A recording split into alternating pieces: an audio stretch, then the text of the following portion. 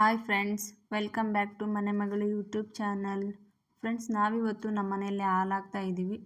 ಅದಕ್ಕೆ ಬೆಳಿಗ್ಗೆ ಬೇಗನೆ ಎದ್ದು ಕಸ ಹೊಡೆದು ನೆಲ ಒರೆಸಿ ಮನೆಯೆಲ್ಲ ಕ್ಲೀನ್ ಮಾಡಿಕೊಂಡು ಸ್ನಾನ ಮಾಡಿ ಬಂದು ಇವಾಗ ನಾನು ಅಡುಗೆ ಕೆಲಸ ಮಾಡ್ತಾ ಇದ್ದೀನಿ. ನಮ್ಮ ಮನೆಯಲ್ಲಿ ಹಾಲಾಕೋ ಹಬ್ಬಕ್ಕೆ ಹುಗ್ಗಿ, ಅನ್ನ, ಸಾರು, ಬದನೆಕಾಯಿ ಮಾಡ್ತೀವಿ ಫ್ರೆಂಡ್ಸ್. ಮತ್ತು ಉಂಡೆಗಳು ಸಹ ಮಾಡ್ತೀವಿ. ಹುಗ್ಗಿ ಮಾಡೋಕ್ಕೆ ಗೋಧಿ ನುಚ್ಚು ಯೂಸ್ ಮಾಡ್ತೀವಲ್ಲ, ಅದನ್ನು ಒಂದು 2 ಗಂಟೆ ನೀರು ಹಾಕಿ ನೆನೆಸಿಡಬೇಕು. ಅದಕ್ಕೆ ನಾನು ಬೆಳಗ್ಗೆ ಎದ್ದೇಳಿದ ತಕ್ಷಣವೇ ನೀರು ಹಾಕಿ ನೆನೆಯಕ್ಕೆ ಬಿಟ್ಟಿದ್ದೆ ಅದನ್ನು. ಇವಾಗ ಅಡುಗೆ ಎಲ್ಲ ಆಗಿದೆ. ಲಾಸ್ಟಲ್ಲಿ ಸ್ವೀಟ್ ಮಾಡೋಣ ಅಂಥೇಳಿ ಲಾಸ್ಟಿಗೆ ಮಾಡೋಕ್ಕೆ ಇಡ್ತಾಯಿದ್ದೀನಿ. ಅದು ಒಂದು 2 ವಿಸಿಲ್ ಕೂಗಿಸ್ಕೋಬೇಕು ಗೋಧಿ ನುಚ್ಚನ್ನ, ಹಂಗಾದ್ರೆ ಚೆನ್ನಾಗಿ ಕುದ್ದಿರುತ್ತೆ ಅಲ್ವಾ. ಆಮೇಲೆ ಅದಕ್ಕೆ ಬೆಲ್ಲ ಸೇರಿಸ್ಕೋಬೇಕು. ಬೆಲ್ಲನ ನಾನು ನೀರು ಹಾಕಿ ಸಪ್ರೇಟಾಗಿ ಬೆಲ್ಲ ಕರಗಿಸಿ ಹಾಕ್ತೀನಿ, ಸೋಸಿ. ಯಾಕಂದರೆ ಬೆಲ್ಲದಲ್ಲಿ ಕಲ್ಲಿರುತ್ತಲ್ಲ, ಅದಕ್ಕೆ. ಅಡುಗೆ ಕೆಲಸ ಎಲ್ಲ ಆದಮೇಲೆ ನಾನು ಇನ್ನೂ ಉಂಡೆಗಳನ್ನ ಮಾಡ್ಕೋಬೇಕು.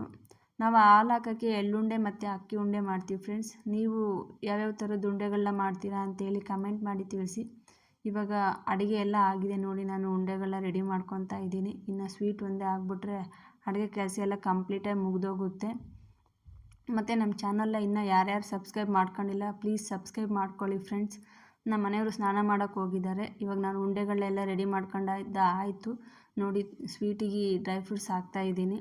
ನಮ್ಮ ಮನೆಯವ್ರು ಸ್ನಾನ ಮಾಡಿ ಬಂದಮೇಲೆ ನಾನು ಮನೇಲಿ ಪೂಜೆ ಮಾಡ್ತೀನಿ. ನೀನು ಅಡುಗೆ ಕೆಲಸ ಎಲ್ಲ ಮಾಡ್ಕೊ, ಮತ್ತು ದೇವಸ್ಥಾನಕ್ಕೆ ಹೋಗೋಕ್ಕೆ ಏನೇನು ಬೇಕೋ ಅದನ್ನು ರೆಡಿ ಮಾಡ್ಕೊ ಅಂತ ಹೇಳಿದರು. ಅವರು ಸ್ನಾನ ಮಾಡಿ ಬಂದಿದ್ದಾಯಿತು. ಇವಾಗ ದೇವ್ರ ಮನೆ ರೆಡಿ ಮಾಡ್ಕೊತಾ ಇದ್ದಾರೆ ಇನ್ನು ಪೂಜೆ ಮಾಡೋಕ್ಕೆ. ನಮ್ಮ ಮನೆಯವ್ರು ಪೂಜೆ ಮಾಡೋದನ್ನು ವೀಡಿಯೋ ಮಾಡಬೇಡ ಅಂತ ಹೇಳಿದರು. ಆದರೂ ನಾನು ವೀಡಿಯೋ ಮಾಡ್ಕೊಂಡಿದ್ದೀನಿ. ಇರಲಿ, ನಾವು ಹಾಲು ಹಾಕಿದ ದಿನ ಪೂಜೆ ಮಾಡಿದ್ದು ಇರಲಿ ನೆನಪಿಗೆ ಅಂತ ಹೇಳಿ. ಪೂಜೆ ಮಾಡೋದೆಲ್ಲ ಆದಮೇಲೆ ದೇವ್ರನ್ನ ನೋಡೋಕ್ಕೆ ಎಷ್ಟು ಚೆಂದ ಕಾಣಿಸ್ತಾ ಇರುತ್ತೆ ಅಲ್ಲ ಫ್ರೆಂಡ್ಸ್. ನನಗಂತೂ ತುಂಬ ಇಷ್ಟ ಆಗುತ್ತೆ. ಪೂಜೆ ಎಲ್ಲ ಆದಮೇಲೆ ದೇವ್ರ ಮನೆಯಲ್ಲಿ ಎಷ್ಟು ಕಳೆ ಬಂದಿರುತ್ತೆ ಅಂದರೆ ನನಗಂತೂ ತುಂಬ ಇಷ್ಟ ಅದನ್ನು ನೋಡೋಕ್ಕೆ. ಇವಾಗ ನಾನು ರೆಡಿ ಆಗ್ತಾ ಇದ್ದೀನಿ ದೇವಸ್ಥಾನಕ್ಕೆ ಹೋಗೋಕ್ಕೆ. ಇನ್ನು ಹಾಲು ಹಾಕೋಕ್ಕೆ ಏನೇನು ಬೇಕೋ ಅದನ್ನೆಲ್ಲ ರೆಡಿ ಮಾಡ್ಕೊಂಡಿಲ್ಲ. ಫಸ್ಟ್ ನಾನು ರೆಡಿ ಆಗಿಬಿಟ್ರೆ ಅದನ್ನೆಲ್ಲ ರೆಡಿ ಮಾಡ್ಕೊಂಡಿದ್ದ ತಕ್ಷಣ ಹಂಗೆ ಹೋಗ್ಬಿಡ್ಬೋದು ಅಂಥೇಳಿ ಫಸ್ಟ್ ನಾನು ರೆಡಿ ಆಗಿದೆ.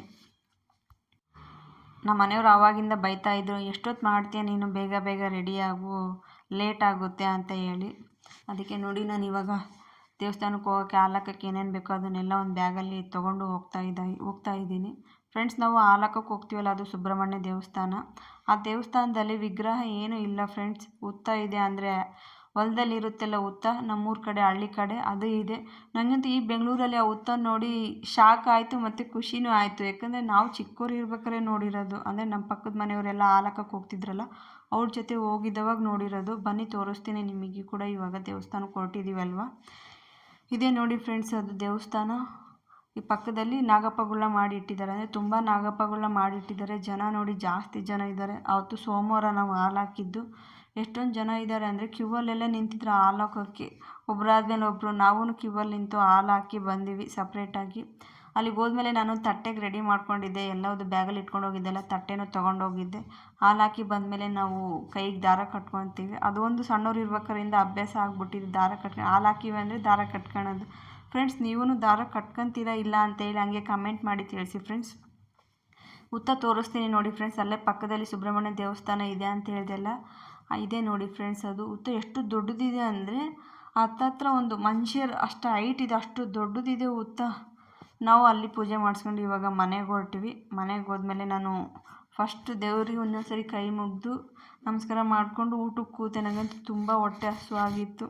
ಹಾಗೆ ಈ ವಿಡಿಯೋನ ಯಾರೆಲ್ಲ ನೋಡ್ತಾ ಇದ್ದೀರಾ, ನಮ್ಮ ವಿಡಿಯೋನ ಶೇರ್ ಮಾಡಿ, ಲೈಕ್ ಮಾಡಿ, ಸಬ್ಸ್ಕ್ರೈಬ್ ಮಾಡ್ಕೊಳ್ಳಿ ಅಂತ ಕೇಳ್ಕೊತಾ ಇದ್ದೀನಿ. ಹಾಗೆ ಹೊಸ ವಿಡಿಯೋದೊಂದಿಗೆ ಸಿಗೋವರೆಗೂ ಟೇಕ್ ಕೇರ್, ಬಾಯ್ ಬಾಯ್ ಫ್ರೆಂಡ್ಸ್.